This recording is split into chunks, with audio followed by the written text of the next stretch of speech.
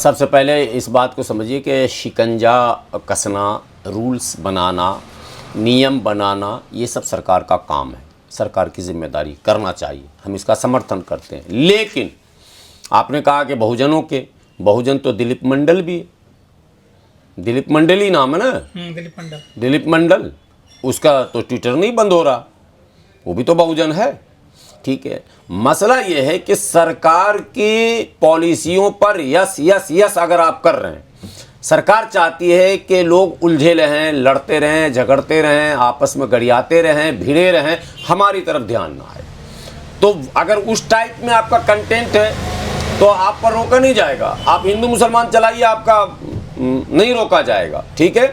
लेकिन आप फैक्ट चलाइएगा, आप सरकार की पॉलिसियों की मुखालफत कीजिएगा, विरोध कीजिएगा, आप सरकार को घेरने की कोशिश कीजिएगा, आप ऐसे ऐसे लोगों के इंटरव्यूज चलाएंगे जो सरकार की पॉलिसियों पर सीधे कटाक्ष करते हैं, उनके बेनकाब करते हैं, एक्सपोज करते हैं, या सरकार की नाकामियों को सार्वजनिक कर देते हैं, तो भाई आप पर तो कार्रवाई होगी। ये सरकार पहले से कर रही है।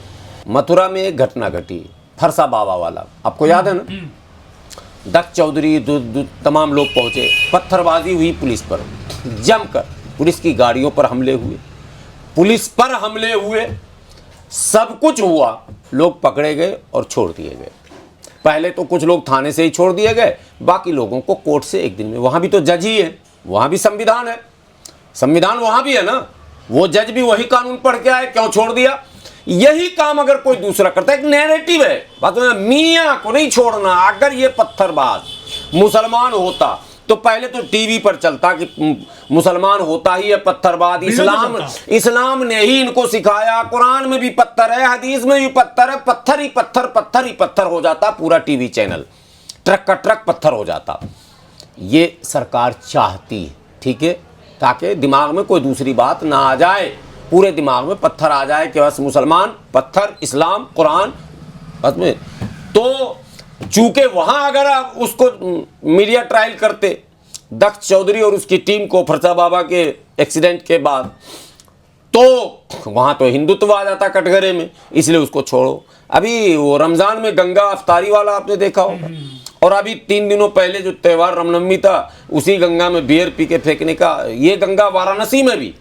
और एक वीडियो अभी परसों वायरल हुआ कि जहां से गंगा चलती है, उसको क्या बोलते हैं हम लोग, हरिद्वार से और आगे, नहीं, गंगा जहां से निकलती है, तो वहां पर जो है लोग घूमने गए थे और बियर पी के, बियर का बोतल तोड़ के उसी गंगा में बहा रहे थे, और पुलिस ने उसे पकड़ा, समझाया और भेज दिया। कितनी अच्छी पुलिस थी भाई, समझाया, ऐसा नहीं करो बच्चे। अच्छा, वो बच्चे हो गए, और जो बच्चे थे वहां, उसको अदालत ने 2-2 बार उसकी जमानतें रद्द की है।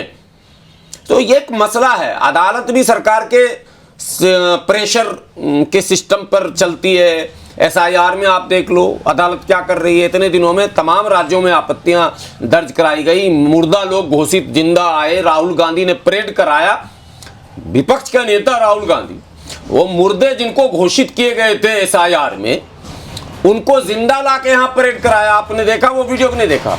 कोर्ट को कोई मतलब नहीं है, कोर्ट तो वही करेगी जो सरकार चाहेगी। मैं चाहे ये करूं, मैं चाहे वो करूं, मेरी मर्जी, ये सब चल रहा, ठीक है। लेकिन ये ठीक नहीं है, चूंकि हमारे पास भी इतने संसाधन नहीं होते हैं, समय पर मैं सब जगह जाता नहीं। कुरारी में एक यूट्यूबर है मेरा चेला, उसने एक कट्टर सनातनी हिंदू को गौ माता को शराब पिलाते हुए वीडियो बना लिया, यानी वो शराब पिला रहा था किसको, गाय को, और इसने छुप के वीडियो बना लिया और उस पर उसने स्टोरी चला दी।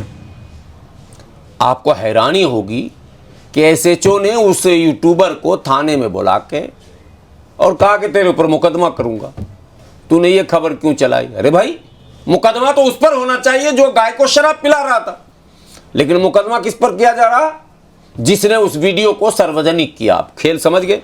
क्या पुलिस, क्या अदालत, क्या कोर्ट, कुछ बड़ी अजीब व्यवस्था इस सरकार ने बनाई है। इस सरकार इतना प्रेशर डाली हुई है सब पर कि सब मजबूर है। SHO साहब भी समझते हैं कि मुकदमा हमको उस पर करना चाहिए, लेकिन हमारे आका नाराज हो जाएंगे, आका का कहना है कि उधर करो। नतीजा ये हुआ कि उस यूट्यूबर को वो वीडियो डिलीट करना पड़ा और माफ़ी मांगनी पड़ी पुलिस से। और फिर वहाँ से थाने से आना पड़ा। ये परिस्थितियाँ हैं, सबको समझना है, जानना है। ये हम लोग बोल रहे हैं, समझिए कि ईश्वर ने वो माहौल बना दिया है कि हम लोग इतना बोल पा रहे हैं। बोलने पर भी प्रतिबंध लगने वाला है। पूरी दुनिया में सर युद्ध चल रहा है, खासतौर पर मिडिल ईस्ट में, वहाँ पर तीर, ये बम चल रहे हैं, ड्रोन चल रहे हैं, लेकिन हमारे देश की सरकार उनसे तो नहीं डर रही है। ड्रोन से, तोप से डर रही है तो इन सोशल मीडिया वालों से डर रही है, जो बेचारे अपना एक मोबाइल ले लेते हैं, एक माइक ले लेते हैं। ये इतना खतरनाक है क्या बोलना हमारे देश में? देखिए, आपको हैरानी होगी, जिस अमेरिका को हम क्रूर कह रहे हैं, जिस अमेरिका को हम कह रहे हैं कि जहाँ चाहता वहाँ हमला कर देता है, अमेरिका के सरकार की एक्सटर्नल पॉलिसी, विदेश नीति जो भी हो, लेकिन उसके अंदर डेमोक्रेसी की जड़ें कितनी मजबूत हैं कि वो युद्ध में है और लाखों लोग सड़क पर अपने राष्ट्रपति के खिलाफ, युद्ध के खिलाफ। अगर भारत में ऐसा होता तो उसको देशद्रोही कह दिया जाता। यानी हमारा देश जब वार में हो तो हम देश के खिलाफ सड़क पर नहीं उतर सकते, लेकिन अमेरिकियों को देखें कि वो वार में है, ठीक है, लेकिन अमेरिकियों का कहना है कि ये जंग मेरे राष्ट्रपति ने गलत किया है, ईरान पर हमला गलत किया, बंद किया जाए इमीडिएट। उसके लिए कई लाख लोग सड़क पर उतरे थे, आपने वीडियो देखा होगा। और आज मीडिया कवर कर रहा है उसको, और मीडिया कवरेज कर रहा है उसको, चला रहा है उसको। डोनाल्ड ट्रंप का पुतला जलाया जा रहा है, डोनाल्ड ट्रंप के कार्टून दिखाए जा रहे हैं उस पूरी रैलियों में। यह है एक डेमोक्रेसी। और एक डेमोक्रेसी है कि सरकार के खिलाफ बंद कमरे में भी आप बोलेंगे तो उठा लिया जाएगा। तो चोट तो हो रहा डेमोक्रेसी पर, लोकतंत्र पर आघात तो किया जा रहा है, लेकिन बहरहाल ये सब तात्कालिक है। सरकारें बदलती हैं, व्यवस्था भी बदलती है, सिस्टम भी बदलता है और इंशाल्लाह बदलेगा। लेकिन ये जो छोटे मोटे मीडिया वाले हैं, इनको निशाना बनाया जा रहा है। आप नहीं कर रहे हैं, वही आप कीजिएगा तो आपको नहीं रोका जाएगा। वो वही करते हैं जो स्क्रिप्ट मिलता। आप अपना स्क्रिप्ट खुद तैयार करते हैं, आप कंटेंट खुद तय करते हैं, वो खुद नहीं तय करते हैं। आप भी सत्ताधारी दलों से, उनके नेताओं से, उनके मंत्रियों से सामंजस्य स्थापित कीजिए, उनसे कंटेंट पूछिए, उनसे स्क्रिप्ट लिखवाइए और फिर आप चलाइए, आपको कोई नहीं रोकेगा। लेकिन सर ऐसे तो मीडिया का यहाँ पे चौथा खंबा कहा जाता हो तो कमजोर होकर गिर जाएगा सर। खंबा तो कब का गिर चुका है, चौथा स्तंभ कहा ही जो जब से गया तभी से गिरने लग गया ये। हाँ। आप देखेंगे कि अभी एक वीडियो में देख रहा था रजत शर्मा की बेटी की शादी का, जिसमें तमाम राजनेता, तमाम बड़े बड़े व्यापारी, उद्योगपति और ये वो सब थे। कई ऐसे पत्रकार हैं जो रजत शर्मा से 10 गुना ज़्यादा सीनियर, बात समझें, लेकिन वो यूट्यूब चला रहे हैं। 10 गुना ज़्यादा सीनियर है, एजुकेशन में भी, एक्सपीरियंस में भी और लिखने में भी, बोलने में भी, लेकिन वो यूट्यूब चला रहे हैं चुप से। उनकी बेटी की शादी में पड़ोसी ही सिर्फ आ पाता है, रिश्तेदारी, कोई राजनेता नहीं आता। पत्रकार ने अपने आप को ही अलग ढंग से पेश किया है और कुछ माहौल ने भी उसको वैसा बनने को बाध्य किया है। कुल मिलाकर अभी खंबा उम्बा नहीं है, खंबा तो उखड़ चुका है, लेकिन देर सवेर जेन जीज इसकी बात आप कर रहे थे। दुनिया के कई देशों में अब ये जनरेशन इनकलाब लाने के मूड में आ रहा है। लेकिन मोदी जी इसकी शुरुआत नेपाल से हुई है। नेपाल का पूरा जनरेशन चेंज हो गया, प्रधानमंत्री भी न्यू आ गया, एकदम हट्टा कट्टा नौजवान। और भारत के कई पड़ोसी देशों में भी इनकलाब आएंगे नौजवानों में, और भारत में भी आएगा। हम उस इनकलाब की बात नहीं कर रहे हैं कि मतलब सड़क पर उत्पात मचा देंगे, लेकिन नहीं, व्यवस्था परिवर्तन के लिए वो आंदोलन जरूर करेंगे, जैसे एक किसी ज़माने में जेपी आंदोलन। लेकिन मोदी जी तो बोलते हैं कि मदर ऑफ डेमोक्रेसी है भारत में। नहीं, मदर वो तो कुछ कुछ बोलते हैं। अभी मोदी जी की बात और ट्रंप की बात को लोग सीरियस नहीं लेते हैं। वो तो फादरलैंड भी बोल के आए, इजराइल को।